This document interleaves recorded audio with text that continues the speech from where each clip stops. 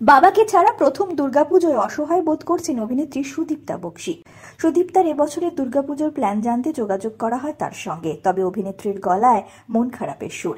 অভিনেত্রী জানান, গত বছরও এ সময় বাবা হাসপাতালে ছিলেন। এই একটা বছর বাবা থাকার না থাকার মধ্যে যে কতটা পার্থক্য সেটা বুঝতে পেরেছি, তাই আলাদা করে কোনো প্ল্যান নেই। পুজোর সময় বেশ কিছু কাজ আর সপ্তমী থেকে একটু ঘুরতে যাওয়া, এটাই এতগুলো বছর হতো।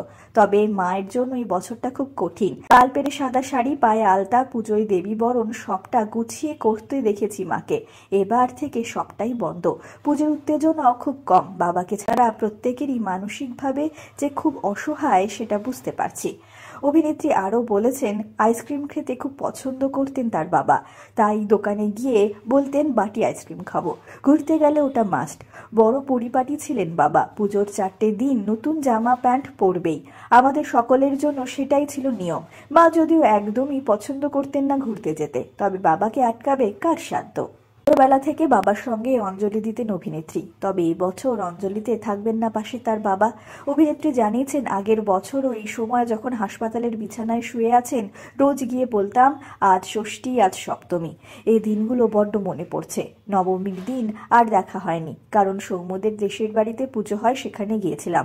দশমীর দিন থেকে অবস্থা আরও খারাপ হতে শুরু করে, তারপরে সেই যন্ত্রণার দিনটা এসেছিল আমাদের জীবনে।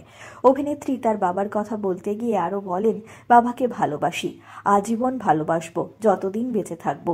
বাবার হৃদয়ে থেকে যাবেন। মানুষটা ভীষণ জীবন্ত আমার জীবনে। বাবার আশীর্বাদ আমাদের উপর রয়েছে, বিশ্বাস করি আজীবন সেটা থাকবে।